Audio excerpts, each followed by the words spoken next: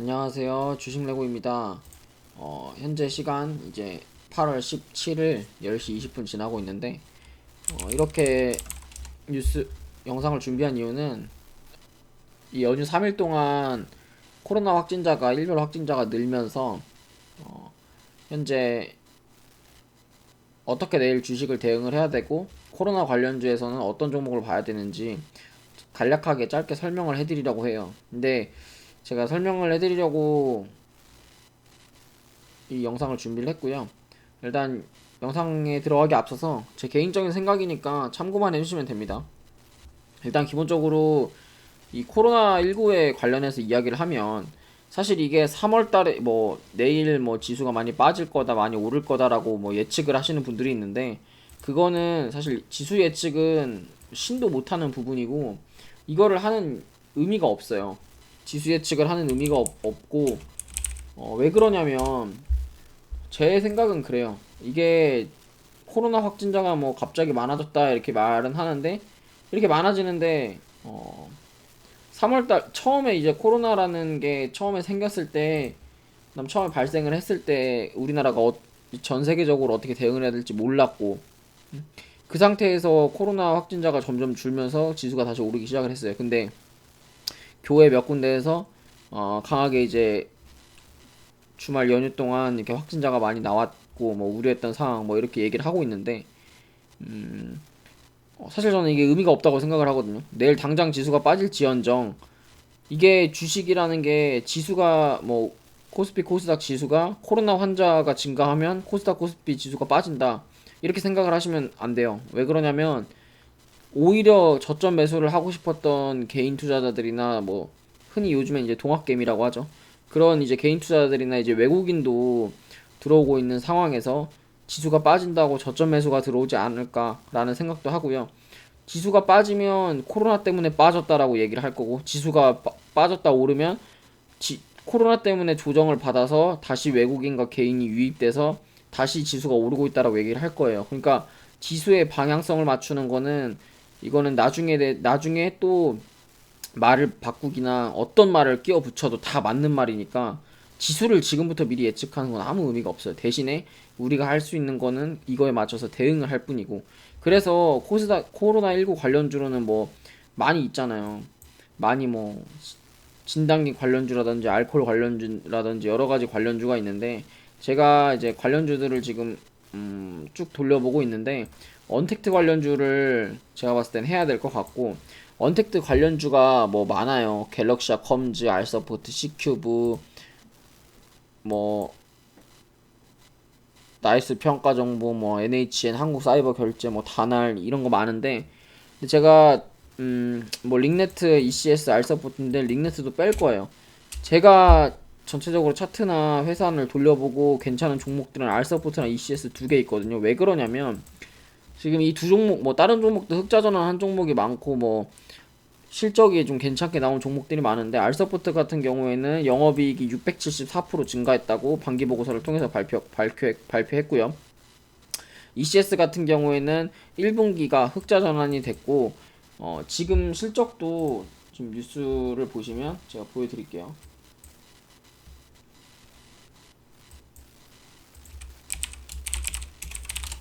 ECS도 실적이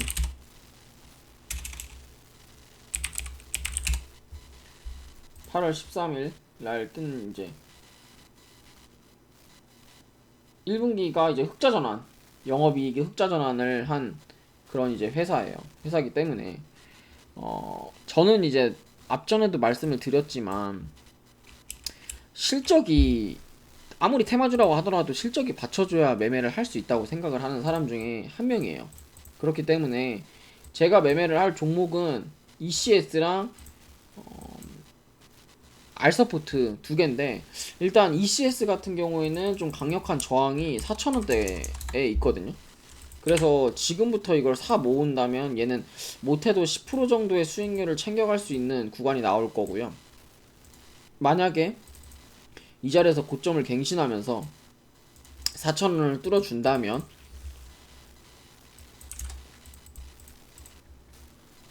지금 추세 자체가 이렇게 지금 우상향을 하고 있는 추세고, 이 자리를 돌파해서 만약에 4,000원을 안착을 해준다면 이거는 52주 신고가가 나올 가능성이 굉장히 크거든요. 다만 여러분들이 손절가를 확실히 정해 가셔야 되는 게 요날 요 8월 13일 날 저가를 손절로 분명히 잡고 가셔야 돼요. 근데 이게 앞전에 이게 이때 코로나 때 많이 터졌던 뭐 거래 대금이라든지 아니면은 뭐 거래량 그다음 윗꼬리가 사실은 나간 게 없고, 제가 봤을 땐 이게 다 매집이고 매집이 끝나는 시점이 된 것 같고요. 그다음에 여기 고가권에서 고가에 이제 그러니까 이 위에 막스 상단에서 고가를 점점 낮추면서 추세를 수렴을 하고 있는 과정이지 않나 이런 생각을 해요. 그렇기 때문에 지금 자리에서 지금 자리에서의 강한 위로 상승은 없지만 지금은 이제 추세 상단까지 터치를 하고 차트를 그려나가지 않을까라는 생각을 합니다. 그래서 지금 사도 제가 봤을 때는 5% 10% 구간은 그냥 넉넉하게 나오고요. 손절은 좀 짧게 한 3,500원 정도 손절 잡으시고 한 5% 10% 정도 수익 분할로 챙겨 가시면서 정고점인 4,500원 돌파하는 거 확인하시면 될 것 같아요. ECS 같은 경우에는.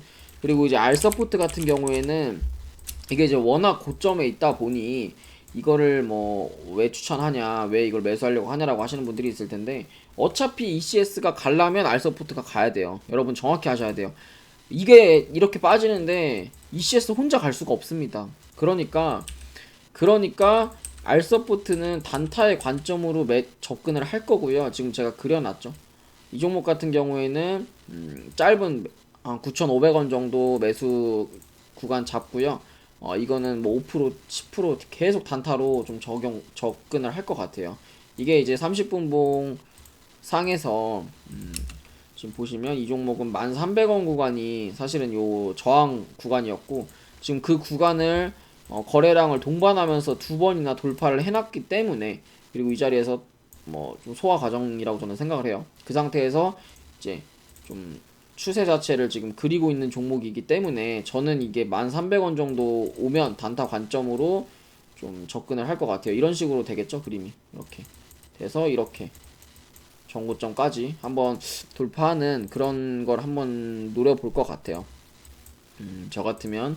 그래서 뭐 링네트도 있고, 보시면 뭐 링네트도 있고, 그 다음에 뭐 링네트 같은 것도 사실은 이 구간 잡고 매매하시면 됩니다. 그냥 여기 손절 잡고 4,500원 정도 손절 잡고, 위로는 뭐 이렇게 지금 박스권이기 때문에 사실은 이 종목 같은 경우에는 이게 지금 박스권이에요. 이렇게 박스권이라고요. 그러니까 링네트도 나쁘지는 않은데, 근데 링네트는 뭐 안철수였다가 뭐 지금 따로 엮인 종목이 너무 많아서 제가 그래서 별로 안 좋아요. 저는 이제 솔직히 테마는 딱 그 테마 하나로 보는 게 좀 제일 좋다고 생각을 하거든요. 그래야 이게 테마가 폭발력도 있고 어떤 수급을 받을 때 제대로 받을 수가 있어요. 근데 그렇지 않으면 사실은 좀 테마주로서 뭔가 못하지 않을까 이런 생각을 합니다. 그래서 얘 같은 경우에도 지금 추세 자체는 살아 있어요. 추세 자체는 지금 추세를 여기 이탈 시켜놨지만 이거는 뭐 의미가 없어 보이고 내일 이거 다시 올려놓으면 되니까. 그래서 얘도 뭐 단기 매도권 잡으시려면 단기 매도 같은 경우에는 요 5,300원 구간 여기서 이제 이렇게 수렴하다가 이렇게 돌파 한번 나오겠죠. 그래서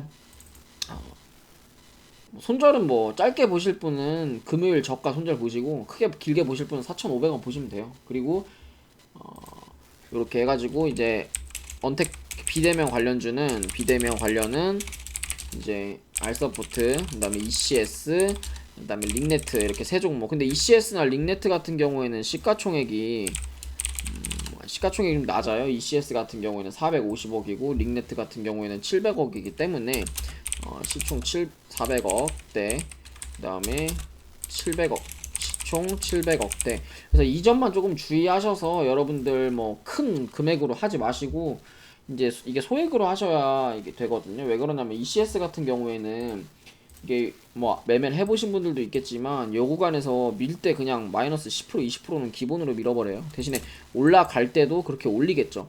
그러니까 이거는 조금 소액으로 여러분들이 접근을 하셔야 돼요. 절대 큰 돈으로 절대 못 먹습니다. 이런 거는 뭐 버티지도 못해요. 그리고 이제 뭐 언택트나 이제 뭐 비대면은 뭐 여기까지 이야기를 하고요. 뭐 코로나 관련 이야기를 조금만 더 해보자면 사실은 오늘 뭐 상해 증시나 이런 게 다 올랐어요. 상해 증시 2.3% 올랐고 뭐 니케이 지수, 니케이 증시도 오늘 뭐 1%, 0.8% 하락. 그다음에 뭐 항생 지수 또 오늘 상승 마감. 그다음에 지금은 해외 선물 지수 이렇게 지금 뭐 나스닥 종합 지수만 빠져 있고 다우, S&P 양봉. 그다음에 뭐 밑으로 오면 그렇게 우리나라가 뭐 연휴 동안 코로나가 뭐 많이 됐다고 하지만 이게 저는 사실은 내일 지수나 3일 연휴 동안 발생한 코로나 확진으로 지수의 등락의 향방을 예상할 수 있냐? 이거는 저는 절대 못한다고 생각을 하거든요. 절대 못함. 왜 그러냐면 지수의 이제 향방 같은 경우에는 사실은 이제 얼마나 지수를 올려줄 수 있는 대기 자금이 있냐예요. 제가 생각했을 때는. 그래서 계속 돈만 들어와주면 된다고 생각을 하거든요. 저는. 그래서 지금 뭐 달러도 1200원이 깨졌고, 그 다음에 이제 주식으로 외국인 자금이라든지, 제가 보여드릴게요. 지금은 사실은 외국인 그 개인 투자자들이 지수를 받쳐주고 있는 상황이에요. 사실 여러분들도 다 아시겠지만, 자 보시면 개인 투자자들이 코스피나 코스닥을 순매수를 계속 하고 있는 상황이고, 지금 이제 여기서 외국인이랑 기관도 같이 들어와주면, 뭐 지금 안 들어오고 있지만 같이 들어와주면 지수는 제가 봤을 때 더 오를 수 있다고 생각을 하고, 그 다음에 시장 지표 중에 예탁금 지표가 있잖아요. 그 예탁금 지표가 사실은 예탁금만 더 들어와주고 꺾이지만 않는다면 지수의 향방은 사실 저는 계속 뭐 우상향 최소 박스 정도라고 생각을 하고 있기 때문에, 예전에 3월달 그 다음에 처음에 우한에서 우한폐렴이라고 코로나19가 생겼을 때랑 지금이랑은 저는 솔직히 상관없다고 생각해요. 왜냐면 지금은 저는 좀 코로나에 대한 인식이 저는 감기 정도라고 생각을 하거든요. 그러니까 이게 뭐 둘이 같은 코로나가 뭐 감기처럼 뭐 이렇게 쉽게 걸리고 쉽게 낫다는 그 얘기를 하는 게 아니라, 인식이 처음에 3월 1월에서 뭐 3월 때 코로나19 그때 이때는 우한폐렴이었죠. 이게 증시에 끼치는 영향이랑 지금 코로나가 끼치는 영향은 저는 좀 미미하다고 생각을 해요. 왜냐면 미국 나스닥 미국 확진자 뭐 10,000명 20,000명 죽어나갈 때도 미국 증시는 올랐어요. 네? 지금 보시면 15일 코로나19 하루 확진자 29만 4천 명 역대 최대여도 나스닥이 어떻게 됐죠? 나스닥은 11,000포인트를 다시 돌파를 했단 말이에요. 뭐 너는 코로나인데 어쩌라고, 약간 이런 느낌이죠. 그러니까 저는 왜 이거를 자꾸 연관지어서 말씀을 하실 생각을 하시는지 잘 모르겠어요. 뭐 이런 말도 있죠. 뭐 10배 센 코로나 나타났다, 말레이시아 변종. 이거는 뭐 새우 변종, 이런 얘기도 많았어요. 새우의 코로나, 뭐 새우 코로나가 새로 생겼다, 뭐 이런 식으로 맨날 뭐 눈만 뜨면 변종 생겼다 계속 뉴스도, 이거 한두 번 뉴스도 아니거든요, 이런 거. 뭐 맨날 2차 팬데믹 얘기는 하는데, 이런 얘기는 사실 지수가, 자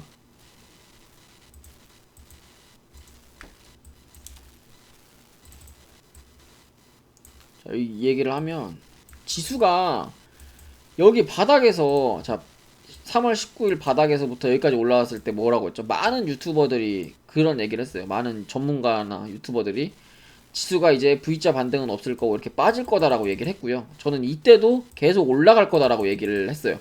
자, 그러고 제가 750대 뭐라 했냐면, 여기서는 이제 박스권이다 라고 얘기를 했고요. 정확히 이때 돌파할 때가 4월 7월, 이때가 그린 뉴딜 정책 발표하면서 제가 이때 뭐라고 분석을 해드렸냐면 유튜브 영상에도 있을 텐데 예전에 그 얘기를 예로 들면서 분석을 해드렸거든요. 그 수소차 때 수소차가 그 국가 정책으로 수소차 1차 상승이 있었을 때 수소차로만 지수가 100포인트 이상 간 적이 있어요. 그렇기 때문에 그린 뉴딜이 정책으로 발표가 됐고 그린 뉴딜 정책주로만 지수가 100포인트 이상 상승을 할 수 있을 것이다 라는 말씀을 드린 적이 있어요. 그 말은 뭐냐면 이 여기서부터 여기까지 올라갔던 이제 얘기는 뭐 750에서부터 860까지 오른 거는 이제 뭐 그린 뉴딜이라는 정책도 있을 거고 부동산 규제로 큰 시장에 돈이 들어온 좀 그런 것도 있을 거고 부동산 자금이 주식시장에 들어온 것도 있을 거예요. 그게 이제 우리 예탁금이 계속 뭐 이런 얘기 여러분들 많이 들어보셨을 거예요. 주식 예탁금이 계속 뭐 2배 증가, 7개월 새 2배 증가, 하루 거래대금 하루 30조 이런 뉴스 많이 들어보셨을 거예요. 주식 대기자금 50조 돌파 8월 4일날. 그러니까 이런 게 무슨 소리냐면 다 유동성이라는 거거든요. 지금 증시가 빠지면 뭐합니까? 예탁금이라든지 유동자산이 대기하고 있는 대기자금이 있기 때문에 이 지수가 뭐 코로나 때문에 이렇게 빠졌다 아니면 뭐 달러가 올라서 빠졌다 이런 식의 그러니까 근거 없는 추측은 아니 뭐 근거는 있지만 사실은 저는 조금 이제 시장에 풀린 돈만 안 없어진다면 계속 저는 증시는 뭐 여기서 조정은 나올 수 있겠지만 이렇게 조정은 나올 수 있겠지만 진짜 이런 3월처럼 말도 안 되는 이런 대폭락은 없을 거라는 생각을 해요. 왜 그러냐면 자 이때랑 같이 생각을 한번 해보면 이때 6월 때 자, 여기서 요런 이제 고가에서 상방 수렴이 나오던 이때 급락이 나왔죠. 자 이때는 미국 무역전쟁이라는 게 있었어요. 그리고 이때 이렇게 올라갔던 거는 8월 초에는 이제 대북주가 시장을 주도를 했었죠. 그리고 나서 이제 8월 여기 꼭지에서 미국 무역전쟁하고 이렇게 터지고 한 번 터지고 그 다음에 코로나로 터지고 그 다음에 8월 달에 반일로 터지고 지수가 큰 폭락의 하락이 3번 있었단 말이에요. 미국 무역전쟁, 그 다음에 일본 반일 수출 규제, 그 다음에 코로나. 근데 여기서 이게 이제 3번의 하락 파동이 있었잖아요. 이게 A파, B파, C파라고 얘기를 하면 얼려 파동으로 이게 하락 파동이 3번이 있었으면 상승도 어느 정도 눌림을 주면서 뭐 최소 2번에서 3번 내지의 상승이 있어야 이게 맞는데 지금 보면 어쨌든 코로나 전 주가로 회복을 한 거잖아요. 그러니까 이게 여러분들이 잘 생각하셔야 되는 게 제가 여러분들한테 항상 말씀을 드린다시피 제가 차트 분석을 해드릴 때나 종목을 분석을 해드릴 때 코로나 때문에 빠진 주가는 사실 의미 없으니까 여기서부터 보시면 됩니다 라는 말을 많이 해요. 자, 예를 들면 테마주가 바닥에서부터 100% 오른 건 많이 오른 건데 코로나 때부터 해서 상승을 하면 200% 오른 거예요. 근데 제가 이거 치나요? 안 치잖아요. 항상 코로나 전 주가로 비교를 해야 돼요. 왜 그러냐면 이미 여기서 사실은 지수가 이 자리에서 올렸어도 무방했던 자리였기 때문이에요. 코로나 때문에 빠진 거지 코로나가 아니었다면 사실은 주식시장 코스닥 코스피는 이런 식으로 추세를 타면서 올라갔어야 되는 자리였단 말이에요. 이게 뭐 차트로 분석을 하니까 의미 없는 것 같죠? 앞전에 영상 돌려보시면 제가 이때도 뭐라고 했냐면 이미 이 자리에서 코스닥 800, 900 가야 되는 자리에서 한번 빠졌기 때문에 이번에는 코스닥 800, 900 갈 수 있을 확률이 높다라는 영상도 몇 번 찍은 적 있어요. 지수 분석해드리는 영상에서. 그렇기 때문에 이 자리에서 빠졌던 거 그냥 올린 거죠. 지금은 이게 뭐 차트가 사실은 선행이라고 저는 생각을 해요. 그러니까 이게 단기적으로 문제가 되려면 한 800선을 이탈을 한다면 아마 60일선 뭐 760에서 800까지 이렇게 박스권을 그릴 건데 이렇게 박스권을 그릴 건데 사실은 여기까지 내려오는 것도 뭐 지수가 뭐 하루에 뭐 5% 10%씩 며칠 빠지면 되겠죠. 근데 저것도 저는 조금 힘들지 않을까 이런 생각을 해요. 만약에 빠지더라도 21선에서 왔다 갔다 하면서 820에서부터 이렇게 횡보하지 않을까 그런 생각을 하거든요. 최소 11월 전까지는 저런 좀 큰 하락의 폭락은 없지 않을까 이런 생각을 합니다. 그리고 뭐 제가 하고 싶은 얘기가 굉장히 많아요. 좀 화장품주에서도 화장품 관련주에서도 뭐 얘기를 하고 싶은데 사실 이거는 제가 화장품 관련주도 뭐라고 말씀드렸냐면 한국 화장품 제조로만 말씀을 드릴게요. 제조 뭐 코리아나 그다음에 뭐 한국 화장품 그다음에 아모레퍼시피 제가 이것도 다 뭐라고 했냐면 진작에 제가 분석을 다 해드렸어요. 여러분들이 뭐 보셨는지 안 보셨는지는 저는 모르겠지만 제가 이것도 뭐 시진핑 뉴스 뜨기 전에 이미 제가 바닥에서 분석을 다 해드렸잖아요. 자,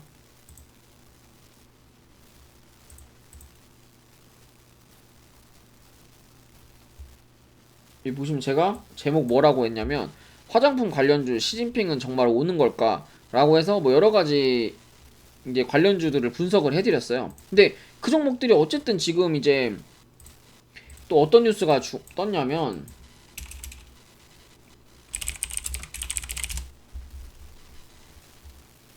자 2시간 전에 이런 뉴스가 떴죠.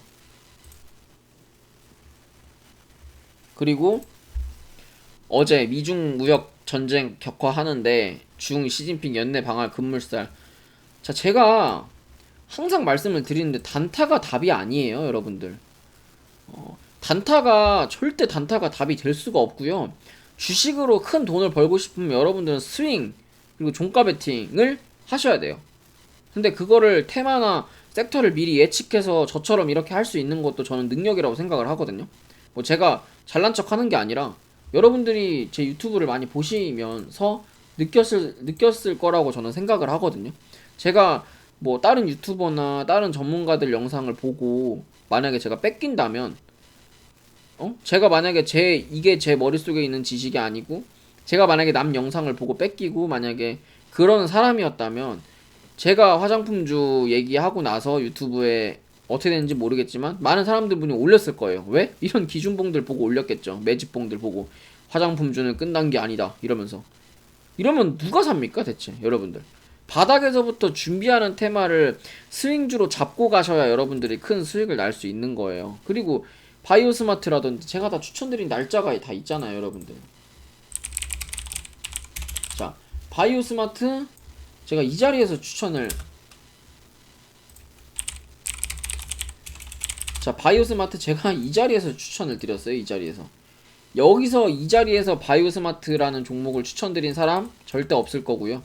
여러분들도 많이 알다시피 제가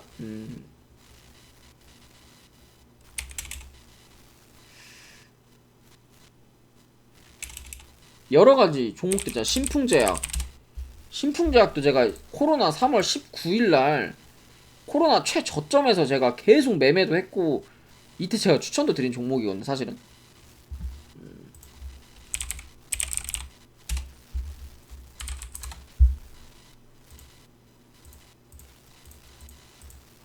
근데 이제 제 기준이랑 좀 많이 달라져서 이 종목 자체가 3월 19일날 그리고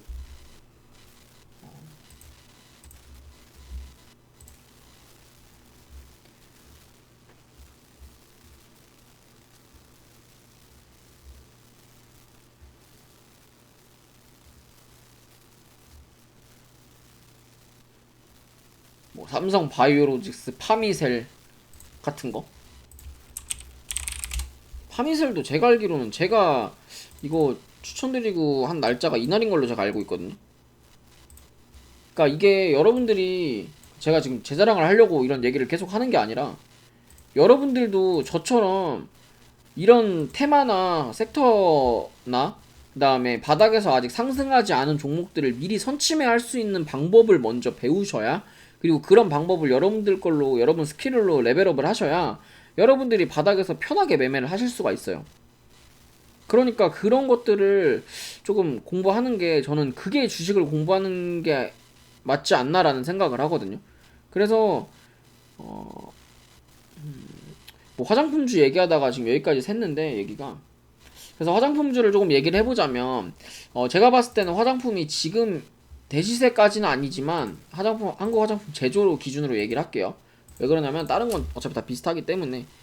한국 화장품 제조, 그러니까 화장품주를 보더라도 제가 봤을 때는 이게 뭐 지금이 대시세가 나올 수 있는 자리는 아니에요. 다만 이게 일정상 11월에서 12월, 하다못해 10월부터 준비를 한다고 하면 지금 매집을 좀 해야 되거든요. 이쪽 물량도 소화하고 위로 한번 싹 물량 훑어먹고 밑으로 좀 빼야 돼요. 그러니까 지금 화장품주를 가지고 계신 분은 끝까지 존버하지 마시고, 어느 정도 일정 수익이 나오면 좀 챙기면서 분할 매도하시는 그런 관점으로 보시는 게 좋습니다.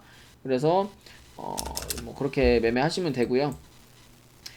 오늘 이제 제가 준비한 영상은 여기까지고, 도움이 되셨다면 좋아요와 구독, 알람 설정 부탁드리고 내일도 성투하셨으면 좋겠습니다. 감사합니다.